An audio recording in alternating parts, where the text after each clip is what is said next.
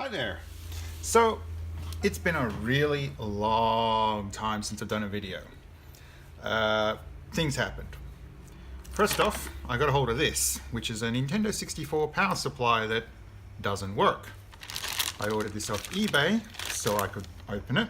Turns out these screws were, I had the wrong screwdriver, so not what this video is about today. I picked this up a couple of days ago and I'm thinking it might be worth investing in an ultrasonic cleaner to clean it.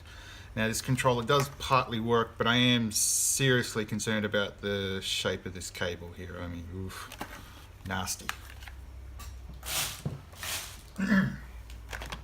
With that PlayStation 2 controller that I had before, I also got this, which is a Wii power supply. As far as I can tell, it works, and it didn't cost me a thing, so I'm happy about that. But some time ago, I came across this. Now, looking at it, it has seen better days, and it was in a place where, to me, it looked like someone had left it there purposely and it wasn't just abandoned. And because it was just sitting on the street, I figured, well, you know, this might be something fun to pull apart. And that's what this video is going to be about today, is pulling this thing apart. Now, I don't know if it was this or something else, but I could hear a weird sound. So I want to pull this apart to find out whether or not there's an actual battery inside that will sort of explain why, if this was making a noise. As you can see, this RJ45 connector's been smashed up. It looks like this has been run over by a car, by the way. I mean, oof. The screen's all smashed to buggery, so you ain't going to see much on it. Now, I would have thought devices like this would have had a much better microphone, but this thing just has like this tiny ass little hole. Anyway, I'll take my old screwdriver set and pull it apart. So, can you still see? Yep. Now, I haven't opened this myself, so I have no idea what I'm about to be greeted to. But as you can see, I mean, here, this crushing action definitely looks like a lot of pressure's been put on this. And this clip has been embedded. In fact, it may have been what cracked the screen to the condition it's in. I don't know if there's going to be anything in here I want to recover or keep for another project or something. Ooh, look at that. So we've got a screw here, and we've got this screw here, and that's been bent. Funny.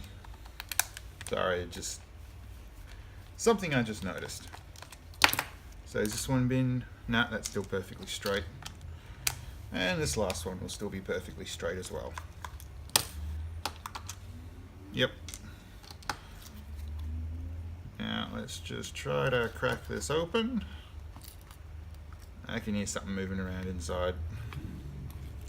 Probably best to flick it upside down.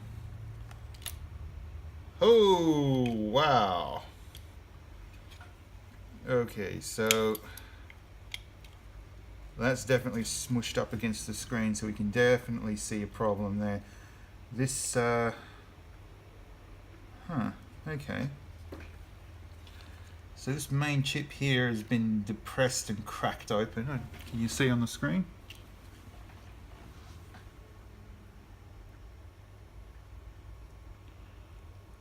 Yeah, can you see that? So, to begin with, in order for a device like this to be able to survive being crushed, they might want to make it so this can actually go flat in without... Ooh, man, but that was definitely bad.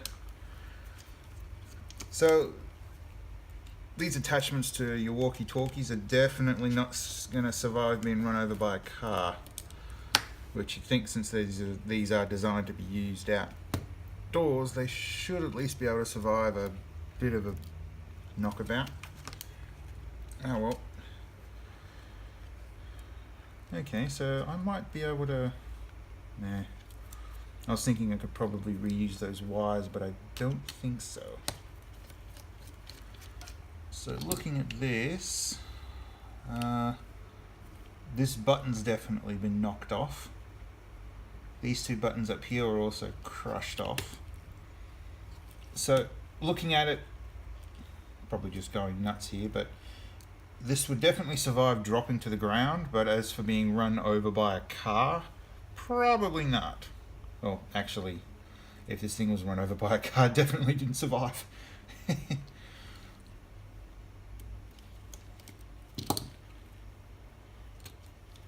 So this board's held in only with 4 screws. Okay. Now, for this point, I don't see a battery, which is a bit of a shame because I was expecting this thing to, well, we'll take a look at the other side, but I think this was actually making a little bit of noise before. Well, not now, but okay.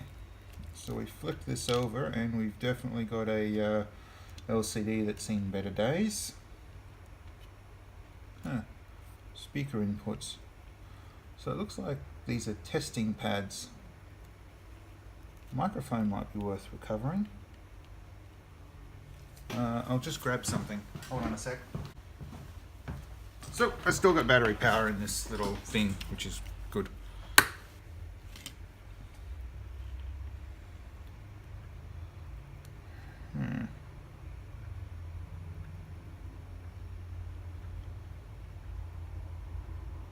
Ooh, I didn't see this before, but this part of the board's been depressed to the point where it's actually cracked open.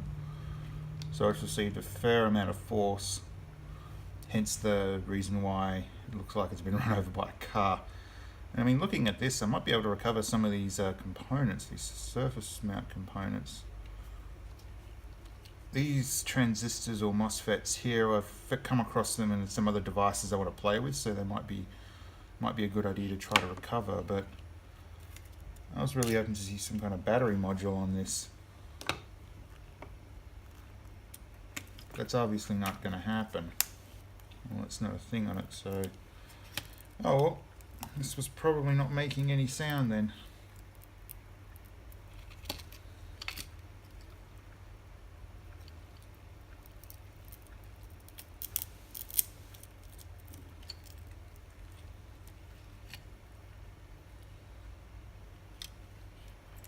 So I'm guessing this is a backlit display. Oh yeah, there we go. We got our LEDs down here. Oh, and you can see it on this side here. Just bring it up. Yeah. It literally punctured right through the board. Oof. They don't make them like they used to.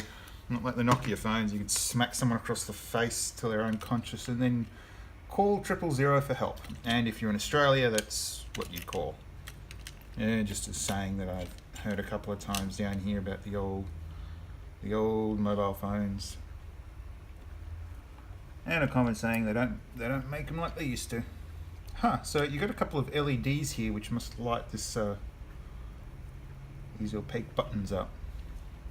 So yeah, you've got 1, 2, 3, 4 LEDs for all those buttons. Backlit ones, and yeah. Here we go. So looking at this, it's 8 ohms, 1 watt. Okay, so it's a pretty standard speaker. I might try to recover that too and see if I can use it in another project. Well, anyway, that is the disassembly of a Uniden, however you pronounce it, and RM500. Ooh, let's see what's behind this.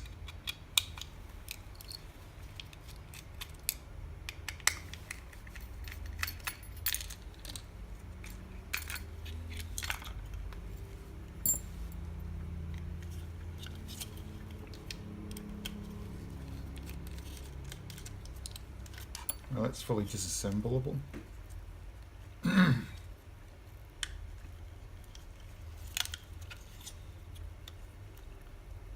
Well, that is definitely cracked through.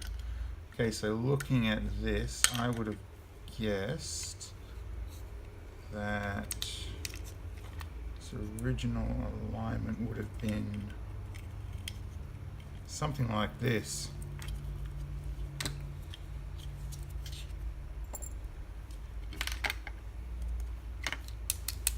I think it's just stainless steel, and that's what clips onto whatever. So that's different. I'm a bit sort of wary about reusing the wire or the cabling that's going to be in here because it's all wound up. But looking at it, I don't know the gauge, but it's definitely something I would like to try to reuse. So how's that?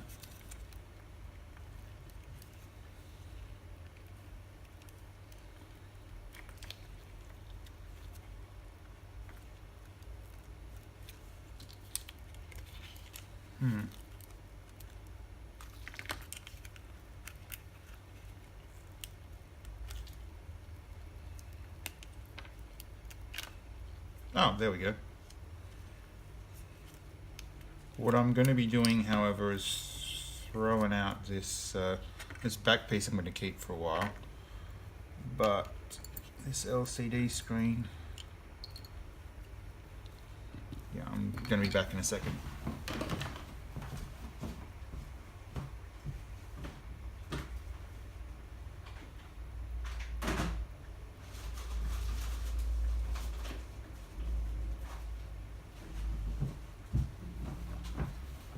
And I'm back. I am going to cut this off.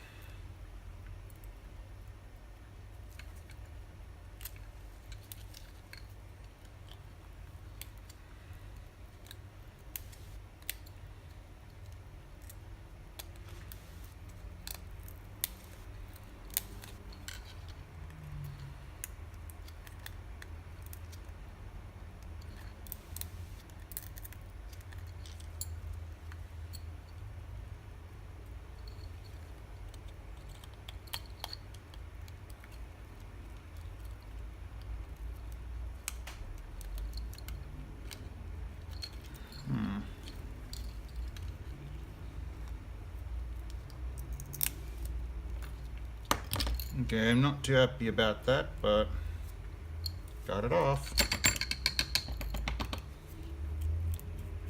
Alright, I feel a little bit more comfortable about working with that now.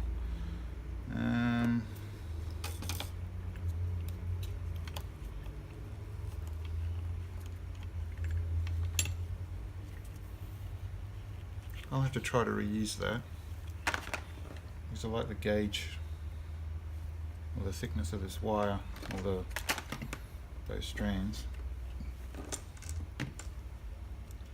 Alright, so I'm going to keep this, not going to keep that.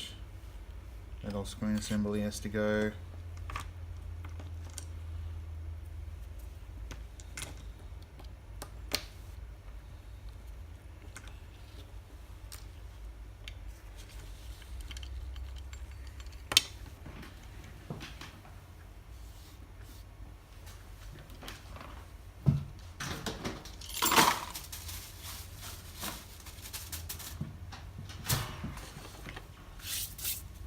And that's still got glass on it.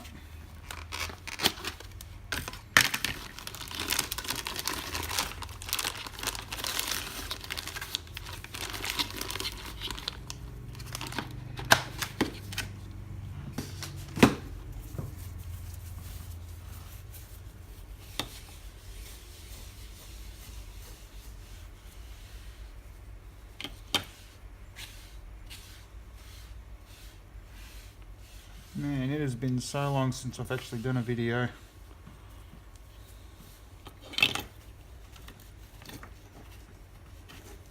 So it is actually kind of interesting about what you can find on the side of the streets when you go for walks.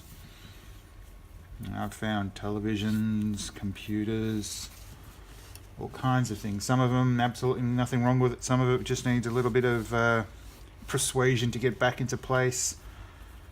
and others are just completely lost cause. But you can always still recover small things from them, like in this case, for instance. I mean, this is not going to be any good to reuse, but it does have a few fun little things I might be able to make use of at some point.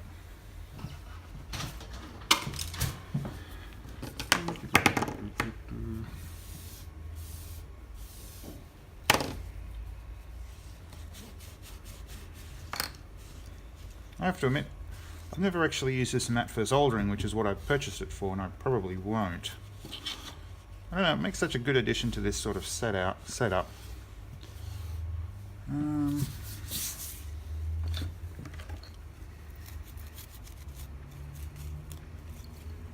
that should take care of.